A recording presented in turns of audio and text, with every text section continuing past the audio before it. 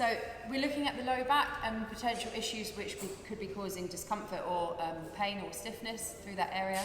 One of the first areas we want to be looking at are the glutes, the big muscles of our butt cheeks, which can affect hugely what goes on up through here.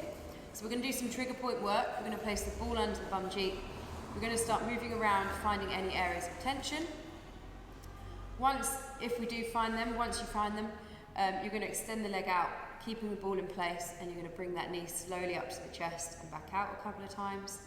You're going to continue to search around a couple of minutes, and then you're going to bring the ball up towards the bony bit of the base of your pelvis. So look towards the coccyx, pressing the ball in, a lot of your weight going through that ball there, and then you're going to bring the knee slowly to the chest. Now this might cause some referred pain down the leg, don't worry too much. Very, very slow, gentle movement.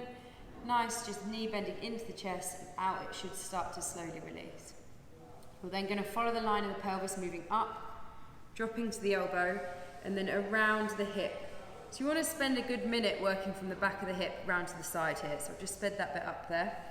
Finishing on the side here, and then extending the leg straight and then rotating at the hip. So we're working all of those glute muscles from glute max all the way around piriformis into glute medium min. Lots of issues through them. If they're tight, if they're restricted, they can be causing low back problems.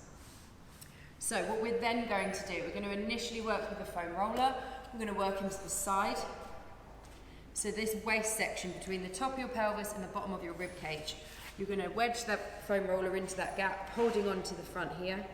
And very slowly, with a solid amount of pressure, you're going to roll through under the front of your ribs and then all the way back towards your spine.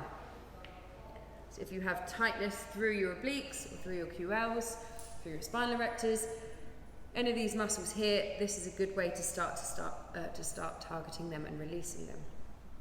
So you want to move as slowly as I am here, no quicker, pressing all the way through the entire range. I would say do this at least 10 times. But if you feel like you need to spend a bit longer on it, then do.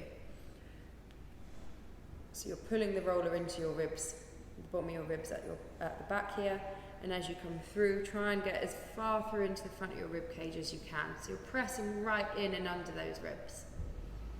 So once you've spent a little bit of time releasing through the foam roller, we can go back onto the ball.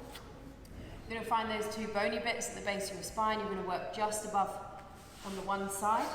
Support yourself on your elbows, keep your tummy tight, and then slightly tuck your bum under and lift your hips off the floor. And you're going to very gently press into the top of that bony section there. Very gentle movements. Once you've spent about 30 seconds or so on that bone, keeping the abs tight, you're going to pull the ball up towards your kidney, and you're going to slightly turn outwards towards the way that the ball is on. So it's on my right side, I'm going to slightly turn right, and I'm going to press the ball into that QL muscle at the base of my spine there. So you want to spend around a minute to 90 seconds on that pressure.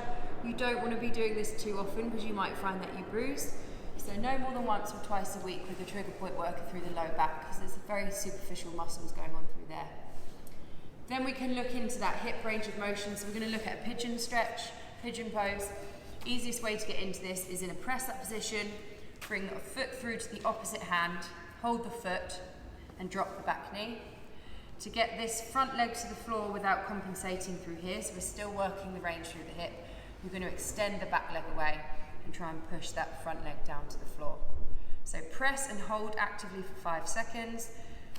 Relax the back leg a little bit further and try and sit deeper into this stretch. 2 minutes on the left, 2 minutes on the right. If that knee doesn't go to the floor, don't worry about it. Do not change the position, do not change the setup. Work with the range that you have and try and improve it. The last stretch, which I highly recommend for low back issues, it's a really nice extension through the lumbar fascia, is simply sitting on your heels, reaching your hands forward. As you drop down, let your knees widen just outside body width and rest your forehead to the floor. Ideally, you want to be spending up to 5 minutes in that position, either first thing in the morning or last thing at night. And that's a really, really nice way to start opening out through that lumbar fascia, which can particularly get tight if you do a lot of sitting through the day.